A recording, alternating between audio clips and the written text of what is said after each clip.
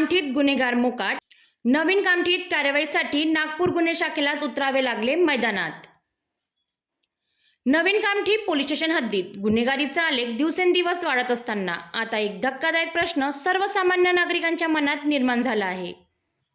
10 जुलै 2024च्या मध्यरात्री नागपूर गुन्हे शाखेने गोपनीय माहितीच्या आधारे नागपूर कामठी रोडवरील स्वात पंजाब फॅमिली गार्डन ढाबा परिसरात इंडियन ऑइल पेट्रोल पंप जवळ अवैध पिस्तूल व जिवंत काडतूस घेऊन फिरणाऱ्या 2 आरोपींना अटक केली.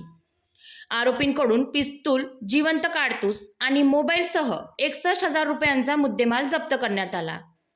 पण या घटनेनंतर कामठीतल्या नागरिकांमध्ये अनेक प्रश्न उपस्थित होत आहेत.